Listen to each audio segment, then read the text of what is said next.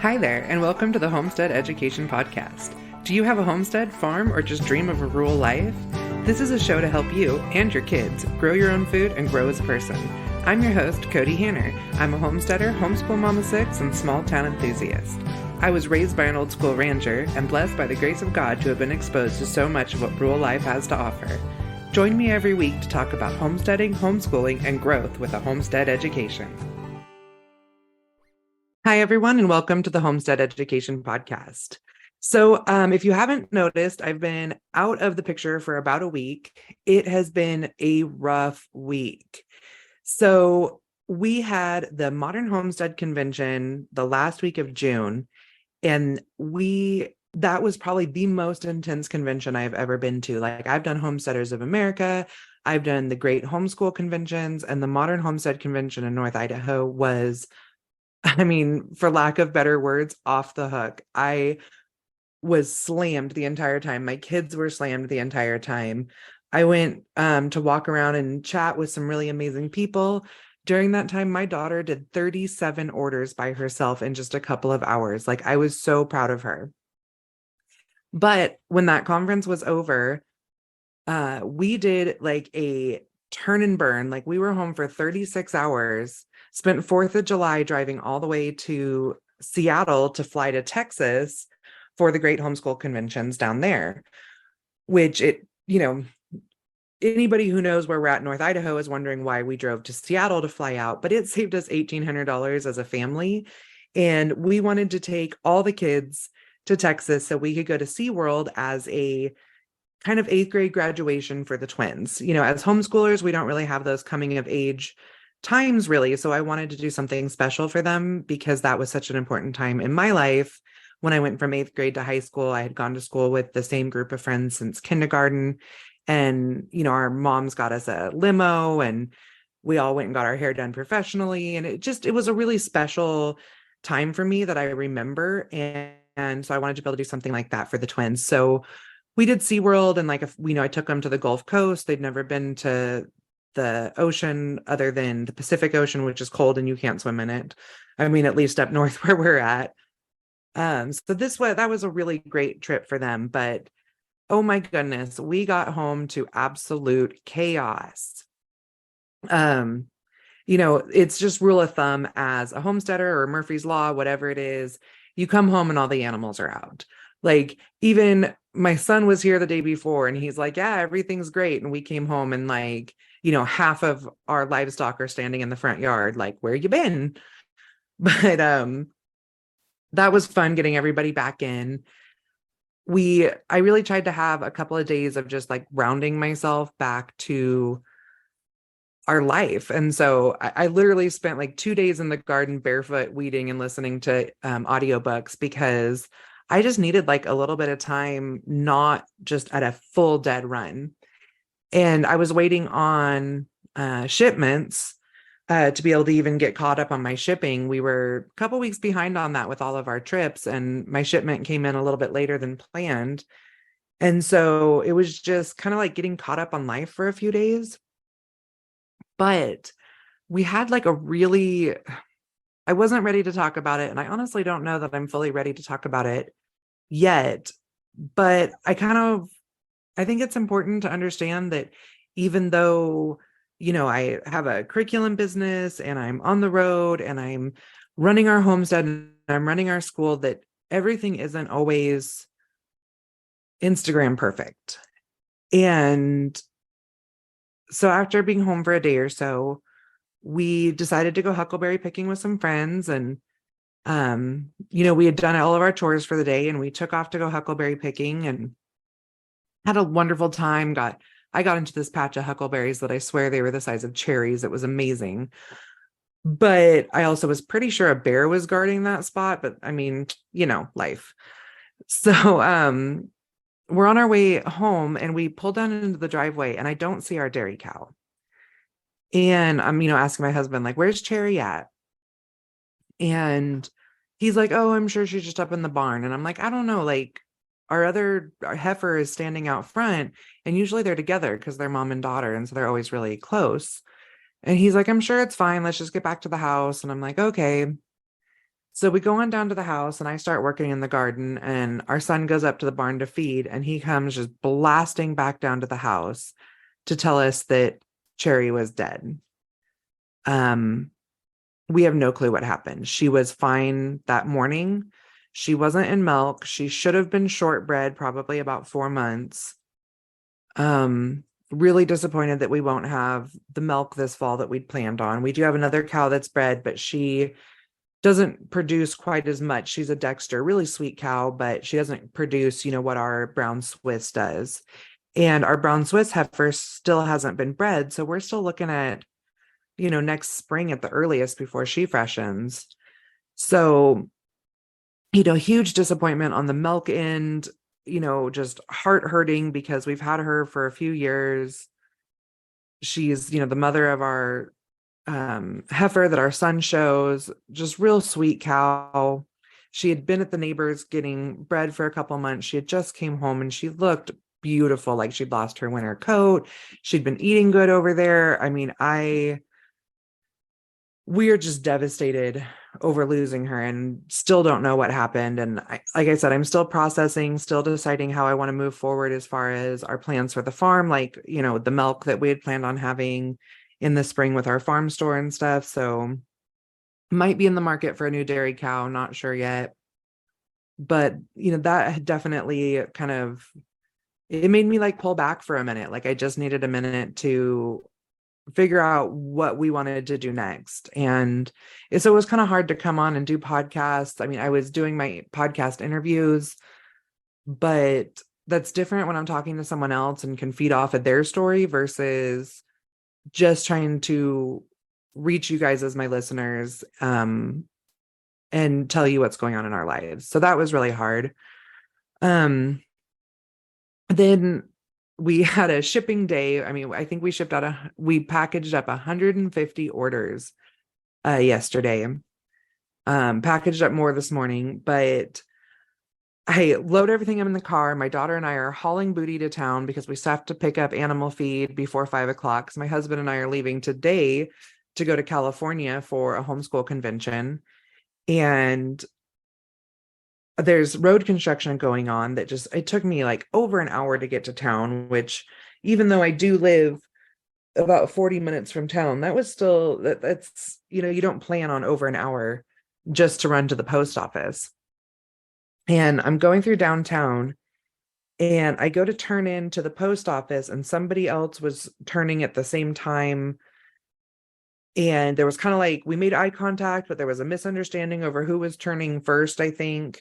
And right then my husband's pager went off in the truck, which he wasn't in the truck with me. He was home, that a fire had kicked off up by our house. But besides the fire part, like the pager screeched really loud and I thought it was the other car. And so I turned real quick to get out of their way and gave it a little gas to pull into the parking lot. And I had like undershot where the driveway was for the post office, and I hit like an 18-inch curb. Like, I don't even know if you can consider that a curb, like fully dead on with the front of our truck going between 15 and 20 miles an hour. And I messed up our truck pretty bad. I don't know what all is going to happen with it. I hurt my arm. I hit my knees. It was pretty rough. Like I blew out a tire. Like I hit it that hard that I blew out our 10-ply tires. So, kind of that was a rough thing to like, then I had to like still unload like all the packages out of the back of the truck. With one arm, my arm was all messed up. My daughter and I were like trying to figure out, like, do we go get animal feed or do we go to the hospital or do we go to Les Schwab and get a new tire? It was like a panic moment because I couldn't call my husband because he took off on that fire that was screeching on the radio that partially caused me to wreck. So, I was hurting, but I knew that I wasn't hurt that bad. So we ran and grabbed feed really quick. The tire was blown out, but it was blown out on the side. So it wasn't flat yet. So I went and got the feed and then we went to the tire shop and they're like, yeah, you need a new tire. Got the new tire. And by then I was hurting bad. So we ran up to the hospital. I got some x-rays. Luckily, nothing major. I am pretty bruised up this morning, but Oh, what a week it has been. So, if I've been a little absent, now you know what's going on. And on top of that, Instagram went weird. So, even if I tried to be there and talk to you guys, I couldn't have anyways. So, hopefully your guys's week on your homestead and your homeschools have gone considerably better than mine. Um, but just kind of a little bit of a picture into what homestead life and running a business can actually look like. Now on to something better, because I have big news that I have shared a little bit on social media. I sent it out to you guys in emails, but I wanted to tell you about it where you can hear my voice and you can hear my excitement. So about 3 or 4 months ago, I went to the Women's Homestead Society conference in Hohenwald, Tennessee. I actually had the hostess of that on the podcast. If you want to go back and listen to that, I can't remember the podcast number. I'll try to link that. But it was with Angela something. And she came on and we talked about helping homestead women connect. So if you want to go back and listen to that one, it was a really good one. But my daughter and I went to this women's convention, and I tell you what, I have never been so moved in my life. I was sitting there listening to Anna C. Scott from A Farm Girl in the Making, talking about the Proverbs 31 woman. And what got me is not what the Proverbs 31 woman did, but it was how her husband and her community and her family saw her. And it just moved me, and it made me realize that what Middle Tennessee has going on as far as their community and the support that they have for each other within the homesteaders, whether they're long-term homesteaders or brand new homesteaders, they are there for each other. And I don't know that we have that up in the Pacific Northwest in the same way. Now, I know that I have a community in my physical geographical community that I can reach out to for the things that I need. But I don't feel like I have, or that we have, that inspirational community kind of on a larger scale, where we have that networking, where we can do that co-oping, where we can take classes with each other, where we can connect with each other in a way that we just aren't doing on a geographical community basis. And I think I'm going to be having Anna C. Scott on this next season to talk about the Proverbs 31 woman. She describes it so beautifully. So I'm really excited for that episode. But anyways, I'm sitting there listening to her talk, and I have tears running down my face, and my daughter's like, "What's wrong?" And I was like, "I think Dad's going to divorce me." And she's like, "What? Why?" And I was like, "Because we're doing one of these events in Idaho, and he already thinks I have too much on my plate and that I'm crazy." So that is my announcement for the first annual Homestead Harvesters Community Conference. It's going to be held September 16th in North Idaho, north of Bonners Ferry, near where I live in Port Hill. It's right on the Canadian border.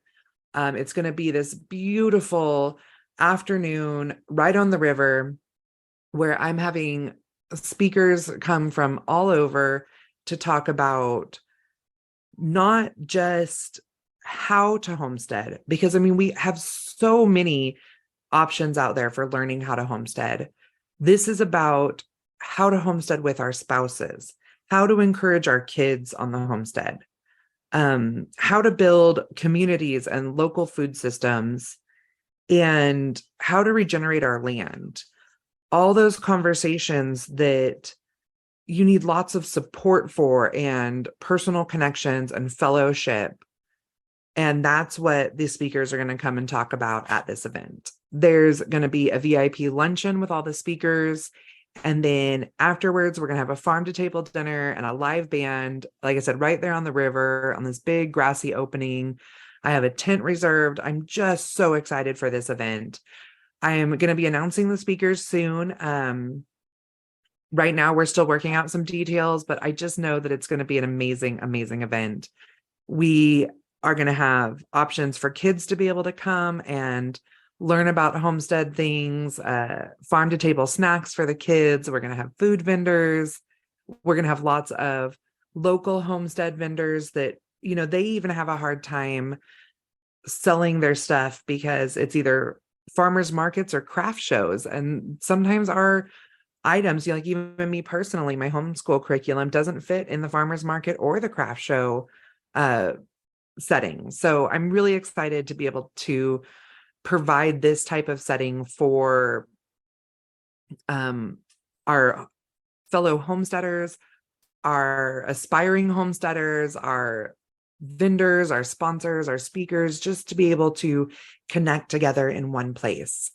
I think it's going to be really amazing. I have some really wonderful people coming, some wonderful influencers that I know everybody's going to want to have a chance to have dinner with. Excuse me. So go check out the link, homesteadharvesters.com. I'll link it in the show. Make sure that you check it out, that you follow us on Facebook and Instagram to get all the updates. And I really hope to see all of you there. So now, just to kind of wrap up this episode and to wrap up this season, I'm going to go ahead and call season 3 at this point. I'm going to take a couple weeks off, enjoy the county fair with my kids, do some writing, work on my garden, and then I'll be back. I think it's August 14th will be my first episode back for season 4. Season 4 is going to continue to have the same structure as I've had for the last for season 3, where I have a homesteader on every Tuesday and a homeschooler on every Friday. But what I am going to be doing is every opportunity I get, the homesteader is going to be based on a different style of homestead business, and the homeschool conversation is going to often include writers and thinkers that fall under the homestead history category to go along with my homestead history book that will be coming out this fall. If you want to join the wait list to know when that's coming out, go ahead and check out the link in the show notes, and you can get updates there. It's going to be a full year U.S. history for the kind of junior high school level. It'll be a reader for adults as well. And it's just going to be laying out our U.S. history more based on food and ag sociology rather than some of the other topics that are traditionally covered in U.S. history. So I'm really excited for that. It's just going to teach agriculture in a different way, and I think it's going to be amazing.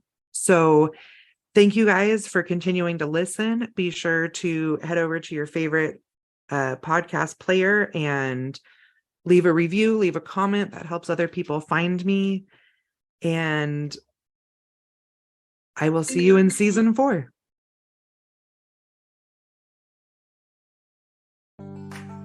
Thank you for joining me today at the Homestead Education, and I hope that I have given you something to think about this week. To help others find me, please comment and leave a review on your favorite podcast player. You can also follow me on Facebook at the Homestead Education and Instagram at Homestead_education. Do you have questions that you would like answered or just want to say hi? Please email me at hello@thehomesteadeducation.com. Until next time, keep growing.